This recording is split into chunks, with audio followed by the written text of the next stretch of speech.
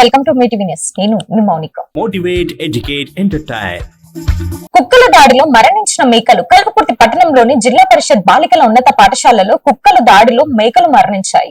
గత 2 రోజులుగా పాఠశాలకు సెలవులు ఉండడంతో పాఠశాల ఆవరణలో తిరుగుతున్న మేకలపై కుక్కలు దాడి చేసి క్రూరంగా చంపి తిన్నాయి. ప్రభుత్వ అధికారులు చొరవ చూపి కుక్కల నియంత్రణ చర్యలు చేపట్టాలని పట్టణ ప్రజలు కోరుతున్నామన్నారు.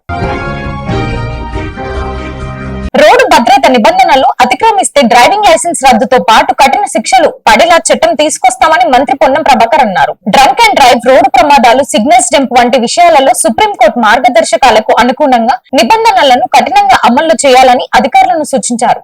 లకడి కపూర్ లో రవాణా శాఖ సాంకేతిక అధికారులతో ఆయన సమావేశమయ్యారు.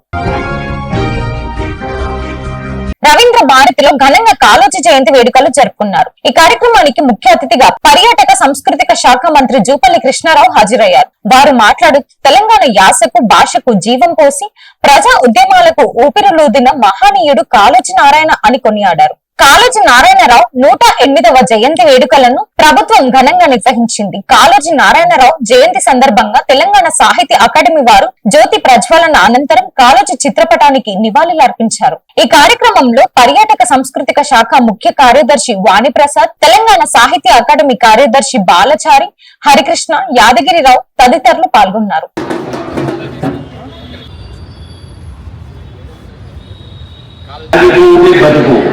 ఆగిపోతే చావు అంటూ భారత స్వాతంత్ర్యోద్యమంలో భాగమయ్యారు. Thanks for watching. చూస్తూనే ఉండండి మీటివి న్యూస్.